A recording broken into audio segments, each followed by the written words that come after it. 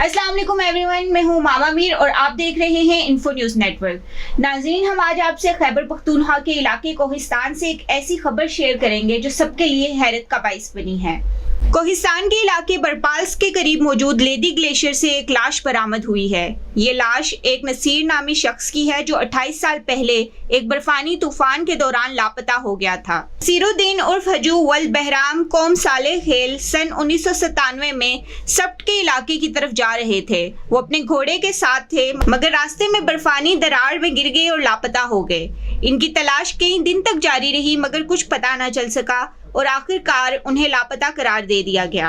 अब जब हालिया दिनों में बर्फ पिघली तो मुकामी चरवाहों ने ग्लेशियर के किनारे इंसानी बाकियात देखी। मुकामी अफराद ने फौरन मुकामी इंतजामिया को इत्तला दी। जब मौके पर लाश को देखा गया तो जिस्म पर वास्किट मौजूद थी और जेब में शिनाख्ती कार्ड भी था। इसी शिनाख्ती कार्ड की मदद से ये तस्दीक हुई कि ये लाश नसीरुद्दीन की है। जैसे ही अहले खाना को इत्तला मिली वो फौरन मौका पर पहुंचे।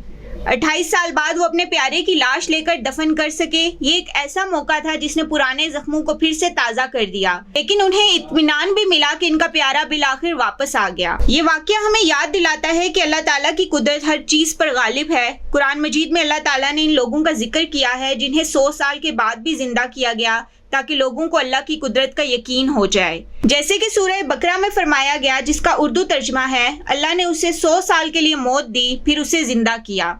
अल्लाह जिसे चाहे जब चाहे जैसे चाहे जाहिर कर दे। नसीरुद्दीन की लाश 28 साल बाद सलामत हालत में मिलना अल्लाह की इसी कुदरत की निशानी है। अब तक के लिए इतना ही। अगर आप हमारे चैनल पर नए हैं तो चैनल को सब्सक्राइब करें। शुक्रिया। अल्लाह हाफिज।